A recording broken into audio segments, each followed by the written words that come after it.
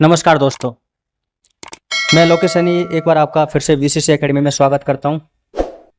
और आज अपन नया टॉपिक स्टार्ट करते हैं जिसका नाम है टिश्यू मतलब ऊतक। अगर आपको पहले वाली क्लासें समझ में आई है, अच्छी लगी है, तो आप वीडियो को लाइक किया करें, कमेंट किया करें कि आपको कैसी लगी क्लासेज वगैरह, या अच्छी लगी या नहीं लगी, जो भी है। और आप चैनल को ज़रूर सब्सक्राइब करें, जिससे क्या है कि हमारे को भी आगे मोटिवेट मिलता है कि क्लासें वगैरह बनानी चाहिए या फिर कैसे। तो आपको बातें करें, आप नेक्स्ट टॉपिक सेकंड पार्ट है ये, मतलब सेकंड टॉपिक है, और टॉपिक का नाम है ऊतक मतलब टिश्यू। मैं आपको वो सारी चीज़ें आपको पढ़ाऊंगा जो आपके एग्जाम के पॉइंट ऑफ व्यू से इंपॉर्टेंट है, और आप इनका नोट्स वगैरह प्रॉपर बनाते रहें जिससे आपको ये चीज़ें अच्छी लगे या फिर आप इनका यूज कर सको कहीं ना कहीं। ऊतक मतलब टिश्यू की जब हम बात करते हैं तो ऊतक के बारे में सबसे पहले दो चार बातें हम देख लेते हैं। Number 1 point, number 2 point, number 3 और नंबर 1 चौथा। अब ये क्या क्या चीज़ें हैं, क्या क्या नहीं है, तो उनके बारे में समझो। सबसे पहले हम बात करें ऊतक की, तो ऊतक कहते किसे हैं? तो इससे पहले हमने पढ़ा था कि जो सेल होती हैं, इन सेल या कोशिकाओं का जो समूह होता है, कोशिकाओं का समूह ही क्या कहलाता है? ऊतक कहलाता है। कोशिकाओं के समूह को क्या बोलते हैं हम? ऊतक कहते हैं। और ये कोशिकाएं जब खूब सारी मिल जाती हैं तो क्या बनाती हैं? टिश्यू बनाती हैं। तो ये इंपॉर्टेंट पॉइंट निकल के आता है कि कोशिकाओं के समूह को हम क्या बोलते हैं? ऊतक कहते हैं। अब प्रश्न ये बनता है कि ऊतक जो है, इसके अध्ययन को क्या बोलते हैं? ऊतक के अध्ययन को क्या बोलते हैं? देखो, लॉजी का मतलब होता है अध्ययन करना। लॉजी का मतलब क्या होता है? अध्ययन करना। और यहां पर शब्द आता है हिस्टोलॉजी। कौन सा शब्द आता है? हिस्टोलॉजी। और हिस्टोलॉजी का मतलब होता है ऊतकों का अध्ययन करना। यह शब्द दिया था ऊतक वाला बिचेट ने। यह शब्द किसने दिया? बिचेट ने। अध्ययन क्या कहलाता है? हिस्टोलॉजी। कोशिकाओं का समूह ऊतक कहलाता है। और यह शब्द किसने दिया था? बिचेट ने। तो याद रख लोगे, शब्द किसने दिया था? बिचेट ने। ये शब्द दिया था हमारे किसने? बिचेट ने। आगे बात करें कि ऊतक कितने प्रकार के होते हैं, तो आपको याद रखना ऊतक हमारे होते हैं 2 प्रकार के। कितने प्रकार के होते हैं? 2 प्रकार के। अभी 2 प्रकार के ऊतक हमारे कौन कौन से होते हैं? जिनमें एक तो आता है जंतु ऊतक। कौन सा आता है? जंतु ऊतक। और दूसरा आता है अपने कौन सा? पादप ऊतक। एक है जंतु ऊतक और एक कौन सा है? पादप ऊतक। तो हम दोनों की बात करेंगे, जंतु ऊतक की भी बात करेंगे, पादप ऊतक की भी बात करेंगे। तो 3 से 4 पार्टों में हम इसको कंप्लीट करेंगे आपके, ठीक है। तो पहला पॉइंट आता है अपने कौन सा? जंतु ऊतक। जंतु ऊतक मतलब एनिमल टिश्यू। Animal tissue. और जब हम जंतु ऊतक की बात करते हैं तो जंतु ऊतक को हम अलग अलग भागों में बांट के पढ़ते हैं, जिसमें मुख्य रूप से हम 4 भागों में इसको बांट के पढ़ते हैं। जिसमें आता है नंबर 1 कौन सा? उपकला ऊतक। नंबर 2 आता है संयोजी ऊतक। और नंबर 3 आता है पेशीय ऊतक। और नंबर 4 आता है तंत्रिका ऊतक। तो हम जंतु ऊतक, जो हम लोगों के अंदर या जीव जंतुओं के अंदर जो ऊतक पाए जाते हैं, हम उनको 4 भागों में बांट के पढ़ते हैं। जिसमें नंबर 1 कौन सा है?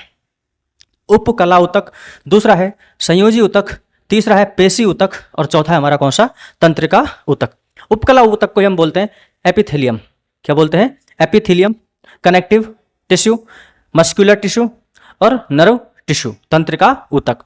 अब उपकला ऊतक में वो सारे चीजें आती हैं जो, अब मैं कहूं आपसे कि आपकी जो स्किन वगैरह है, अगर इसमें चोट लग जाए तो जल्दी से भर जाती है, ठीक है। तो स्किन वगैरह या ग्रंथि वगैरह ये किस में आती है? हमारे उपकला ऊतक में। तो उपकला ऊतक में कौन आएगी? त्वचा या ग्रंथि। हम बोले हमारे शरीर का सबसे ऊपरी भाग कौन सा है? तो उप मतलब ऊपरी मतलब त्वचा। तो त्वचा हमारा किसका भाग है? उपकला ऊतक का। ये नाम से पता चल रहा है संयोजी ऊतक। नाम से पता चल रहा है कनेक्टिव टिश्यू, संयोजी ऊतक। हमारे शरीर में वो सारे के सारे ऊतक जो शरीर के अंगों को जोड़ने का काम करते हैं, हम उन्हें बोलते हैं संयोजी ऊतक। जिसमें रक्त आएगा और हड्डियां आएंगी। रक्त और हड्डियां, क्लियर है ना। इसके बाद में जब हम बात करें किसकी? पेशीय ऊतक की, मस्कुलर। अभी पेशी हमारे 3 प्रकार की होती है। एक होती है ऐक्षिक, एक होती है अनैक्षिक और एक होती है हृदय पेशियां। इनको अच्छे से डिटेल से पढ़ेंगे, ऐक्षिक, अनैक्षिक और हृदय पेशियां।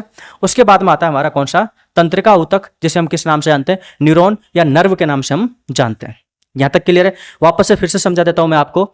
ऊतक, कोशिकाओं के समूह को हम क्या बोलते हैं? ऊतक कहते हैं। कोशिकाओं का अध्ययन, ऊतकों का अध्ययन क्या कहलाता है? हेमेटोलॉजी कहलाता है। शब्द दिया था किसने? बिचेट ने। और ऊतक हमारे कितने प्रकार के होते हैं? 2 प्रकार के, जंतु ऊतक और पादप ऊतक। जब हम जंतु ऊतक या एनिमल टिश्यू की जब हम बात करते हैं तो ये 4 प्रकार के होते हैं। उपकला ऊतक, संयोजी ऊतक, पेशीय ऊतक, तंत्रिका ऊतक। उपकला मतलब त्वचा और ग्रंथि। संयोजी ऊतक में रक्त और हड्डियां आएगी।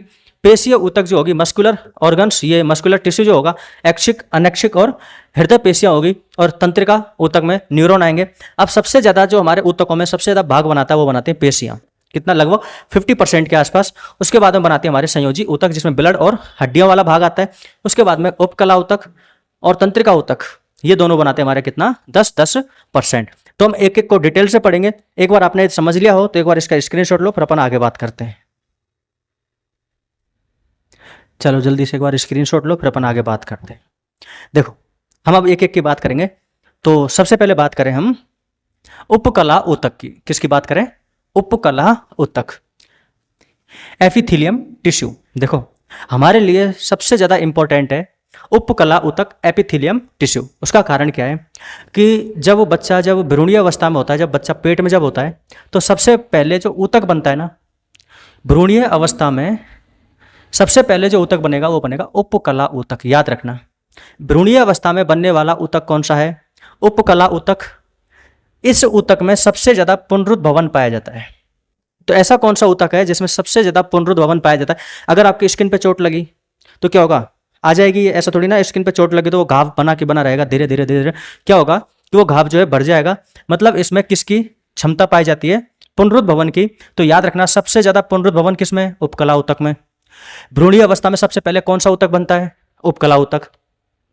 संयोजी ऊतक के ऊपर होता है। इस उपकला ऊतक के नीचे हमारे ब्लड बहता है और इस ब्लड के ऊपर हमारे कौन पाई जाती है, स्किन। तभी तो ब्लड को बाहर निकलने से रोकती है ये। तो हम कह सकते हैं जो ब्लड होता है वो तो आता है संयोजी ऊतक में, और इस संयोजी ऊतक के ऊपर पाई जाती है। इसलिए हम ये बोल देते हैं कि संयोजी ऊतक के ऊपर पाया जाता है। इसलिए शरीर का सुरक्षात्मक आवरण किसके द्वारा बनाया जाता है, शरीर का सुरक्षात्मक जो आवरण बनाया जाता है वो आपको याद रखना है, वो किसके द्वारा बनाया जाता है, हमारा उपकला ऊतक के द्वारा। जिसमें हम बात करें त्वचा की, किसकी बात करते हैं, त्वचा की। त्वचा में वही दो परतें पाई जाती हैं, एक तो पाई जाती है बाहरी परत और एक पाई जाती है आंतरिक परत। अंदर को बोलते हैं एंडोडर्मिस, और बाहर वाली होती है एपिडर्मिस। Endodermis, epidermis. बाहर वाली क्या, एपिडर्मिस, और अंदर वाली क्या, एपिडर्मिस। और त्वचा का अध्ययन कहलाता है डर्मेटोलॉजी। त्वचा का अध्ययन क्या कहलाता है, डर्मेटोलॉजी, या त्वचा रोग विशेषज्ञ आपने सुने होंगे, डर्मेटोलॉजिस्ट अपन जिसको बोलते हैं। ठीक है, तो डर्मेटोलॉजी ये आपका कौन सा है, उपकला ऊतक। इतना याद रखना है। नंबर दूसरा आता है कौन सा, संयोजी ऊतक। और इसके बारे में आपको थोड़ा सा ये याद रखना है कि संयोजी ऊतक को मैं आपको विस्तार से पढ़ाऊंगा, मैं आपको इसको विस्तार से पढ़ाऊंगा। आपको सिर्फ अभी इतना याद रखना है कि संयोजी ऊतक में कौन कौन से आते हैं। तो संयोजी ऊतक में आएगा ब्लड, संयोजी ऊतक में आएगा लसिका, ब्लड का ही एक भाग है। इसके बाद में आएगी हड्डियां, इसके बाद में आएगा स्नायु या कंडरा। ये दोनों भाग भी किसके हैं, हड्डियों के और मांसपेशियों के। तो ये हम ब्लड में पढ़ेंगे, ये हम हड्डियों में पढ़ेंगे। इसलिए संयोजी ऊतक में मुख्य रूप से हम ब्लड और बोन के बारे में देखते हैं। किसके बारे में, ब्लड और बोन के बारे में। अब यहां पर देखो दो शब्द आए हैं, ये दो शब्द हमारे लिए इतने ज्यादा इंपॉर्टेंट है कि एग्जाम में बार बार पूछे जाते हैं कि अगर एक हड्डी ये है और एक हड्डी ये है, और आपस में हड्डियों को जोड़ने वाला जो जॉइंट होता है, हड्डियों को जोड़ने के लिए जिसका यूज करते हैं उसे बोलते हैं हम स्नायु, मतलब लिगामेंट। क्या बोलेंगे, स्नायु मतलब लिगामेंट। तो लिगामेंट क्या काम करेगा, हड्डी को हड्डी से जोड़ने का काम करता है। याद रखना, लिगामेंट क्या काम करेगा, हड्डी को हड्डी से जोड़ने का कार्य कौन करेगा, लिगामेंट। और हड्डी को मांसपेशियों से, उनके ऊपर मांसपेशियां होती हैं, जोड़ने का काम करेगा कंडरा। तो याद रखना, हड्डी प्लस मांसपेशी, हड्डी प्लस मांसपेशी। हड्डी को मांसपेशी से जोड़ने का काम कौन करेगा, कंडरा, जिसे हम टेंडम के नाम से जानते हैं, टेंडन के नाम से जानते हैं। और हड्डी को हड्डी से जोड़ने का काम करेगा स्नायु, जिसे हम क्या बोलते हैं, लिगामेंट के नाम से हम जानते हैं। क्लास आपको कैसी लगी, देखो मैं बिल्कुल छोटी क्लास बना रहा हूँ, बिल्कुल शॉर्ट तरीके से। क्लियर है ना, छोटी छोटी क्लासें आपको पसंद आएंगी, और देखो लिखने में ज़्यादा जोर नहीं आएगा। क्लियर ना, ऐसे 3-4 पार्ट में हम इसको कंप्लीट करेंगे। तो अगर आपको क्लास अच्छी लगे तो इसको ज़्यादा से ज़्यादा शेयर करें, लाइक करें और चैनल को सब्सक्राइब करें। आज के लिए इतना ही, थैंक यू।